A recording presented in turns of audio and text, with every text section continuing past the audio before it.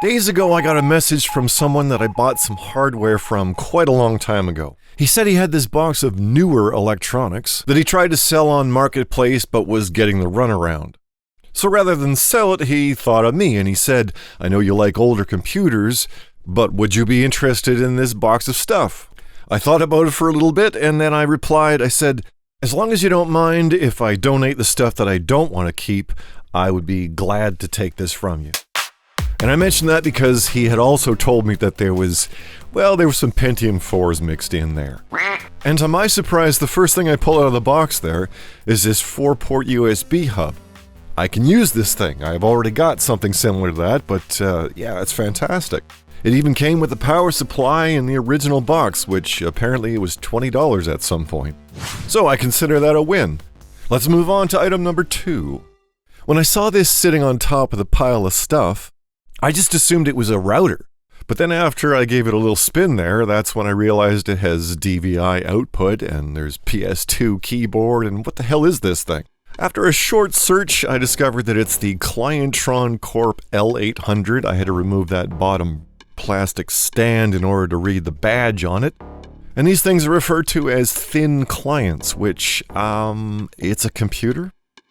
Apparently it doesn't have any fans, doesn't make any noise at all, and I'm curious as to see if I can use this in some application. I don't know what yet, but whatever. I'm keeping this thing. Can you run Linux on these things? I don't even know what it looks like past the login screen because I don't know what his password was. But I'll consider this one a win as well, and let's move on to item number 3. Now, of course, most people would look at this and say, "Oh, I'll just throw it in the garbage, this is trash." But those of us that love this retro stuff, we can see right to the heart of this. Okay, sure, there's some backing plates, I've already got a bunch of those, but sometimes, maybe just the right one is important. But this kind of thing is gold in my world. A lot of times you get machines and those are all missing. These are always welcome. But along with the brackets, there was also a bunch of bags of screws. And I know that I'm going to run out of these things eventually when I put all the other machines together. So what an amazing find. There's even some brass standoffs mixed into that bag. But what I wasn't expecting was this tiny little package that was in there. It's a SATA to 44-pin IDE. And a while ago, I screwed up and I got the wrong kind of CF card to IDE adapter, so I had to get a 44 to 40 adapter, so I've already got that, so I can use this thing. Well, this is another win, so let's move on to item number 4. Well, he did mention that it was newer stuff, but I didn't realize how useful I would find it, so this is a 3-port hub. It goes from Type-C to USB 3. There's 3 ports on it.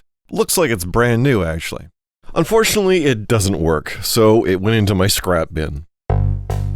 On to item number 5, and this one, well, I wasn't expecting this.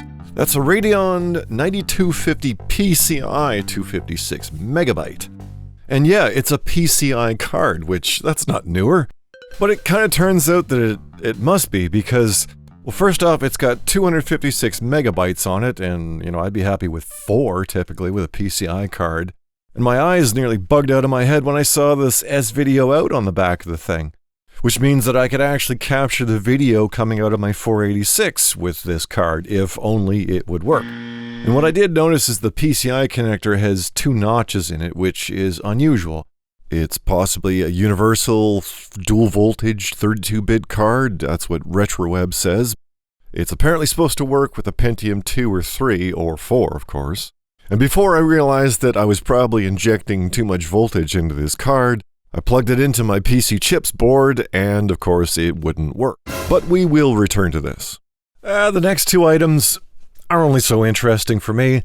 I don't really care for networking cards that much. I don't really have a use for them, and I've got way too many. And both of these cards have very peculiar connectors on them, so they're definitely not for me. But, yeah, let's move on. At this point, we start getting into the PCIe cards.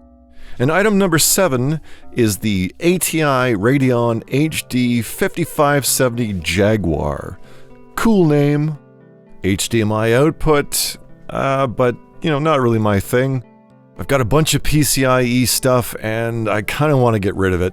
I want to go through and choose the best of what I have, save a few cards, and the rest of them I'm going to donate. On to item number 8. And this, yeah, it's another network card.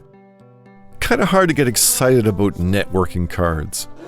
They don't draw much of a crowd, not like sound cards and video cards, but let's move on to number 9. Alright, this one is quick. It is a CPU fan, I'm assuming for an Intel chip. Moving on. Item number 10.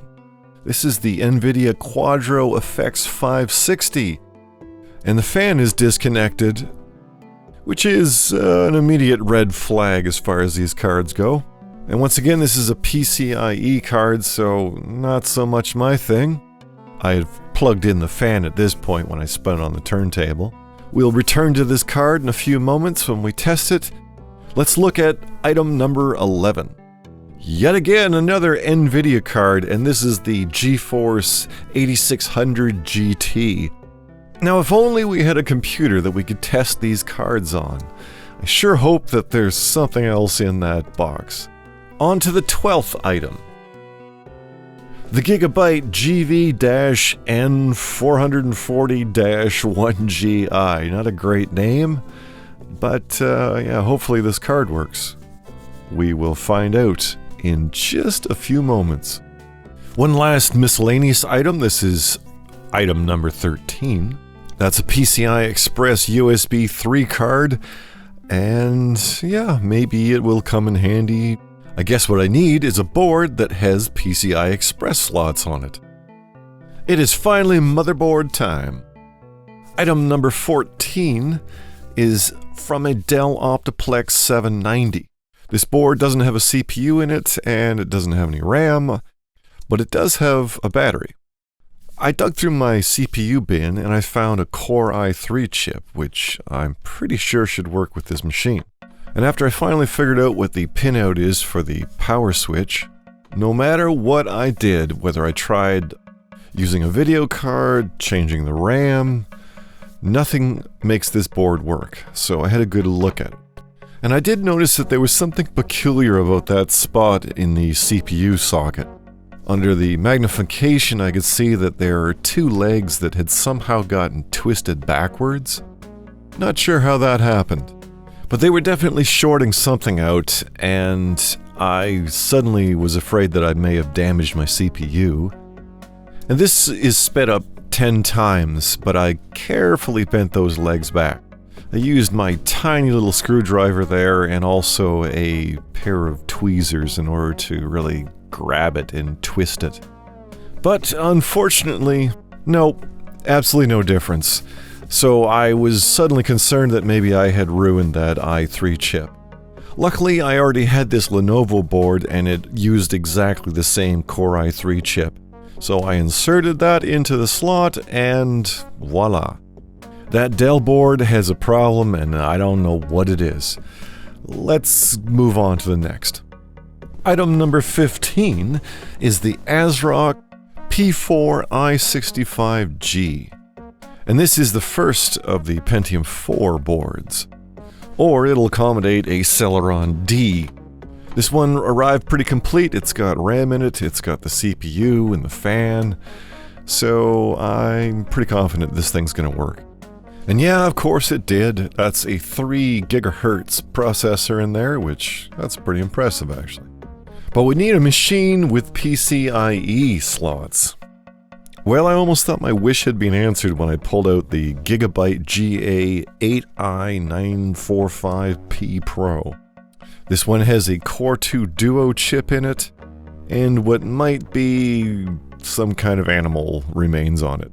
I found some RAM for it, and I gave it a shot with the compressed air and cleaned off anything I could off the board, plugged in a video card that I know works. But try as I may, I could not get this machine to post. It is turning on, the fan starts on the power supply and also the little fan that is on the chipset, but the CPU stays cold, so it is not engaging. So far, I've yet to find a machine that I can test those graphics cards with, But everything's going to change with the next selection from the box. I think I'm going to find a lot more success with these Asus boards. This is the P5 KPL-CM.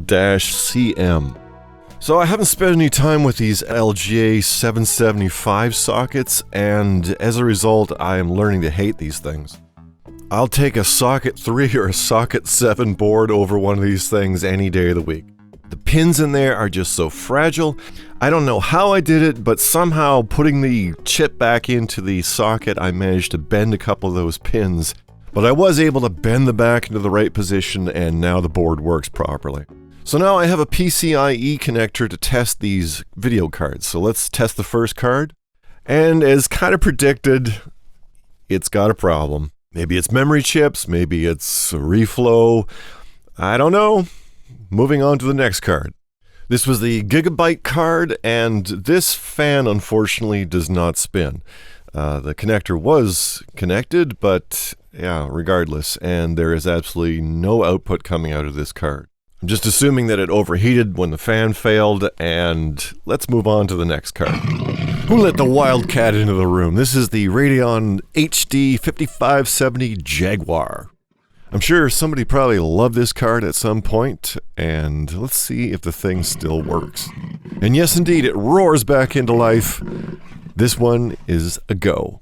So after my failed attempt with the PC chips board, I decided to give this one more go. And yes, indeed, with a Pentium 4, this card works just fine. So what about a Pentium 2? No. What about a Pentium 3? And I tried it with a second Pentium 3, and yes, indeed, it does work. So this is a win. All right, back to the PCIe cards. This is the GeForce 8600 GT card. It looks pretty good, and I've got the adapter on it already for VGA. And go. Oh, wow. Yeah, I don't know how anyone deals with these cards with the amount of noise they make. It's kind of annoying. Okay, well, there you go. So that's 3 good cards and 2 that don't work. Back to motherboards. This is the Asus P5E-VMDD.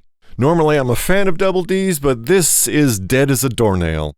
I did test the Core 2 Duo chip that was in here, and it's fully functional, but it refuses to post, and it just sort of loops in this on-off state. So maybe I'll keep it as spare parts. Yet again, another Asus, the P5B-VM SE. After I removed a brown sludge from the CPU, I discovered that it's a Core 2 quad chip. But does it work? Oh, there we go. And yes, it does. Hopefully somebody wants this thing. Oh man, that's fast.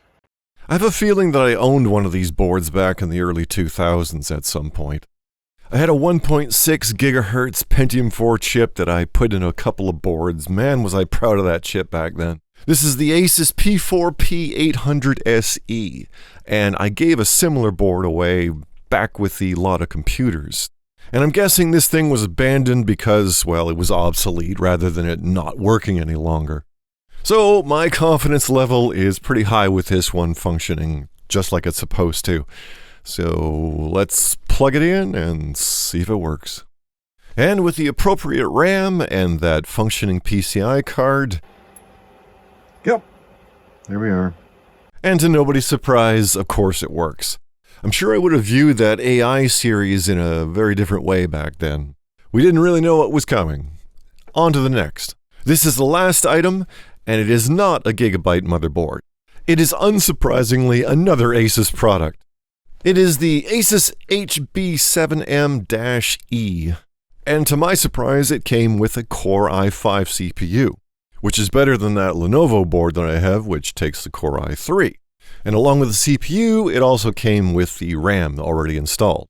This board conveniently has DVI and VGA, but that extra CPU power connection, that's an 8-pin, which I had to dig through my power supplies to find one that would accommodate that.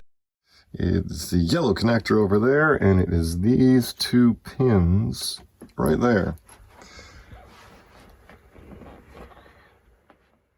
And And there it is. It does work, and that is good news because this is the newest board that I have got in my collection now. If I need to run a Core i5 for whatever reason, well, yeah, I've got it, and it's a 3.3 gigahertz. Sure, I prefer older boards, but I'm going to call this one a win because you never know when something like this might come in handy. Out of 21 items, I'm only going to keep a few of them because, yeah, my collection is growing and I don't want to end up like LGR. You know, having to build a huge facility in the back of your house just to store all the stuff. The way I see it is if you haven't touched something in about a year's time, well, you know, do you really need to keep it? Maybe it's better just to pass that stuff off onto somebody who would enjoy it and can use it. And here's another reason why. Because I got another box. So in my next video, I'm going to go through all this stuff as well. I've got a whole lot of PCIe stuff and I don't know what's best. I'm going to ask the community, what do you think I should keep? What do you think I should let go? I'm going to have a look inside this box and let's just have a little sneak peek. What do you think about that? Once I get rid of all this extra stuff that I don't want to keep, we're going to return to the new XT, write some music, and really dive deep into that machine. This place is a bloody mess. Thank you very much, Robot. I know. That's why I asked them to help us out. We need to make some space to work on that XT.